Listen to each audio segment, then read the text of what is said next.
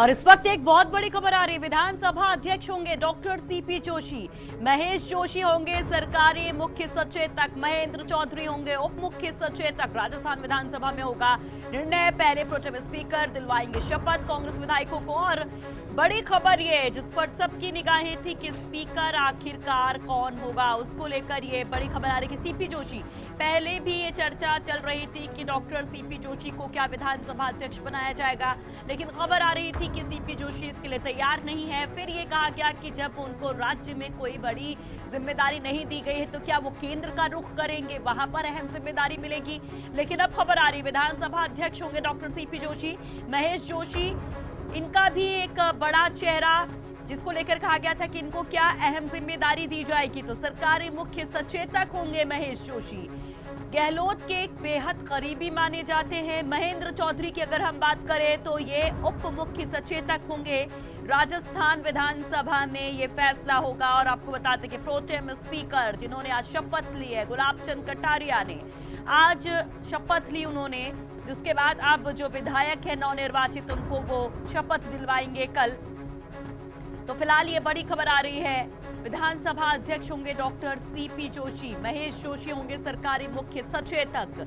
लेकिन सीपी जोशी का political career जैसा रहा है, उसके बाद विधानसभा अध्यक्ष को लेकर जो चर्चा है और इन सबके बीच में ये खबर क्या कहती है, हमारे साथ हमारे ब्यूरो चीफ योगेश शर्मा जुड़ गए हैं। योगेश जी, ये खबर क्या कहती है, क्योंकि पहले भी हम इस पर चर्चा कर चुके थे कि जब राज्य में कोई बड़ी जिम्मेदारी नहीं मिली तब ये हुआ कि हो सकता है स्पीकर बनाए जाए या फिर केंद्र की तरफ शिफ्ट किए जाए। अब जब ये खबर आ रही है तो इसका क्या मतलब?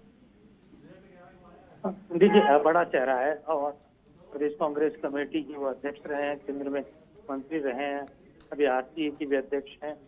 और एक तरह से कहा जाए तो डॉक्टर सीपी जोशी का एक बड़ा स्ट्रक्चर राजस्थान की कांग्रेस और देश की कांग्रेस का है। कांग्रेस पार्टी के राष्ट्रीय महासचिव रहे, कई राज्यों के वो प्रभारी रहे। स्पीकर का जो पद होता है उस पर व्यक्तित्व बड़ा इम्पोर्टेंट होता है। व्यक्तित्व के लिहाज से उस पद की पर किसी को बैठाया जाता है, तो ये सीनियरिटी के आधार पर भी ये किया जा सकता है।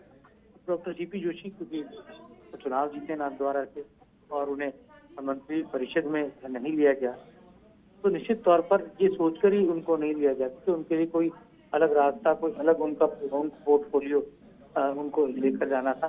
तो ऐसे में ये कहा जा सकता है कि यही एक एकमात्र उपयुक्त विकल्प था जहाँ से वो उनकी राह कही जा सकती है कि संवैधानिक पद की तरफ जाती हुई नजर आती है। तो लगता यही कि डॉक्टर सीपी जोशी एक महत्वपूर्ण राजनीतिक तौर पर नजर आएंगे। जी, लेकिन बीच में खबर ही आई थी योगेश कि सीपी जोशी और उनके समर्थक इससे खुश नहीं हैं, वो नहीं चाहते हैं ऐसा।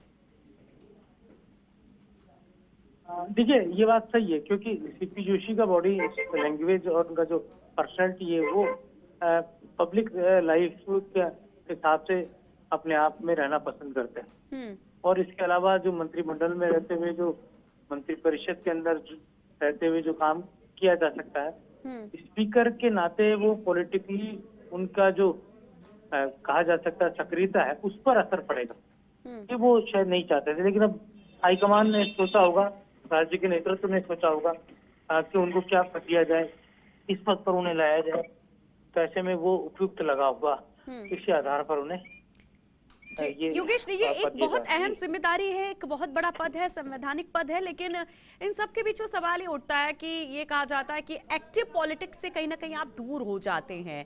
तो अब इसको लेकर क्या कहेंगे, जो अब तक का उनका पॉलिटिकल करियर रहा उन सब के बीच में अगर ये जिम्मेदारी उनके पास अब आती है तो?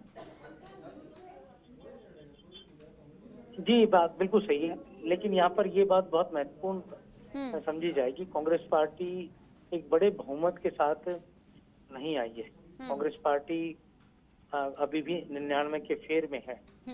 ऐसे में स्पीकर की कुर्सी पर कौन सा व्यक्ति बैठे जो एक तरह से मेंटेन कर सके, और विपक्ष बहुत मजबूती के साथ सामने आया, तो विपक्ष की मजबूती भी यहाँ पर बहुत ही महत्वपूर्ण हो जाती है।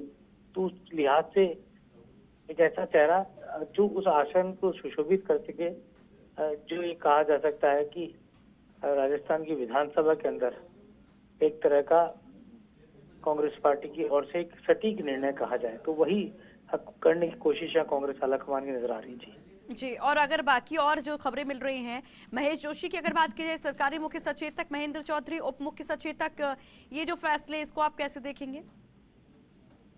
देखिए, ये तमाम नाम हमने पहले ही फर्स्ट हम्म। इंडिया पे चला दिए थे और कमोवेश वही नाम आ रहा है।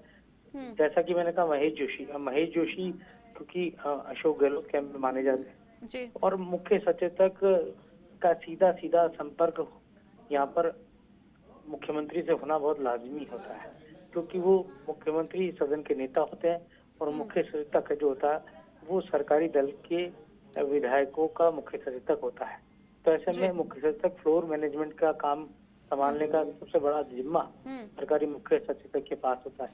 तो जी। इस लिहाज से यहाँ पर जिस तरह की भूमिका यहाँ दिखाई दे रही है, उसके अंदर महेश जोशी यहाँ इम्पोर्टेंट रोल प्ले करेंगे। दूसरा, वो सेंसिबल लीडर कहे जाते हैं, जी। सीजन लीडर कहे जाते हैं और साथ लेकर चलने की उनकी जो शैली है और दूसरे दल के साथ भी उनके जो कहा जा सकता है संपर्क और जो उनके संबंध है, वहाँ वो भी मुख्य सचेतक के लिए बहुत इम्पोर्टेंट होता है। तो यहाँ पर वो तमाम चीजें और तमाम गुण जो होते हैं राजनीतिक तौर पर, वो महेश जोशी के अंदर नजर आते हैं। चलिए, इस बहुत लिहाज बहुत से शुक्रिया खास है। योगेश, तमाम जानकारी के लिए। तुम्हारे ब्यूरो चीफ समझा रहे थे कि इसका मतलब क्या है।